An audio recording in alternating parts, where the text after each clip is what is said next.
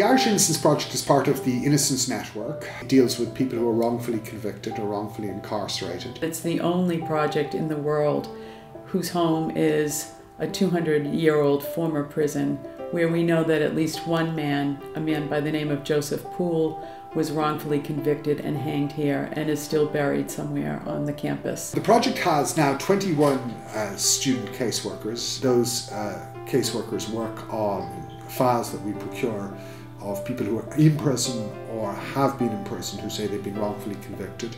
Students go on site visits and prison visits and interview witnesses and interview clients and evaluate documents under the supervision of a layer of supervising lawyers. You do a lot of studying with books and reading cases, but it's not the same as actually being involved in a case and seeing how it goes from step to step.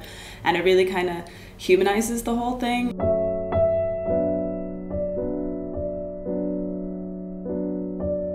So it's very often quite a profound and sometimes painful experience for students to see what happens when a wrongful conviction happens. I got to meet one of the people involved in the cases that we were taking on, and that was very striking. I don't think I'll ever forget it, and I didn't think that that was actually in real life how people felt about being accused of something that they didn't do. I thought it was something that you got over after 2, 3, 4, 5 years, but apparently it stays with you for life, and it gives such validity to what the Innocence Project actually does.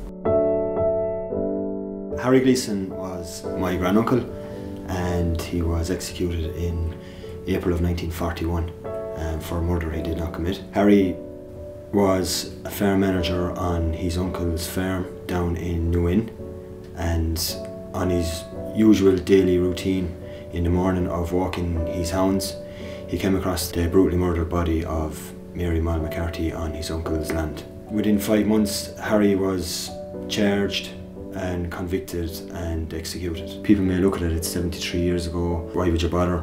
That's not the point. I mean, the value of justice is the key thing here. So we've been working with the Innocence Project for the last 2 years, and they have really brought strength to our case.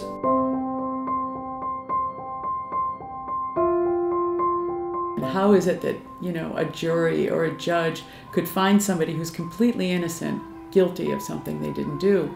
And we now know, because there's a whole body of research about how this happens. Sometimes it's faulty or overstated scientific evidence. Sometimes it's due to bad eyewitness identification. Oftentimes it's poor investigations, which sometimes it's police misconduct or prosecutorial misconduct, but sometimes it's just human nature. People make mistakes. It could happen to you.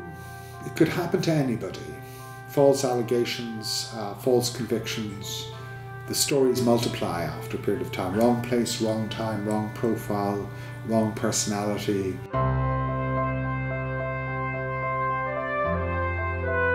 The idea for this year was to continue the work that I started doing with the Innocence Project, but also coordinate 2 back-to-back, never been done before events. The first is the Irish Innocence Project International Conference on Wrongful Convictions, Human Rights, and the Student Learning Experience. The following day will be the first ever Wrongful Conviction Film Festival. It will be a way that we can hopefully promote awareness about this issue in a way that's very accessible and engaging to the larger public.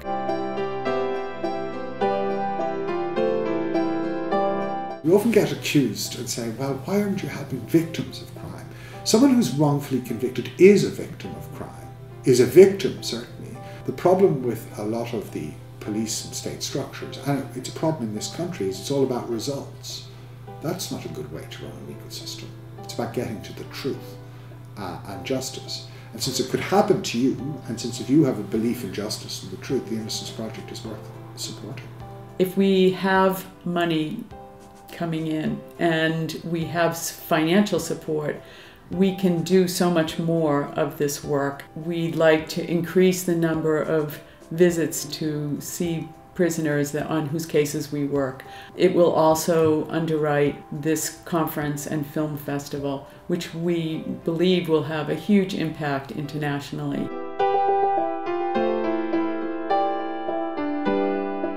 So I'd really like to encourage everyone to give what they can and give as they will, because it really makes a difference, and it really is the key to helping people be free.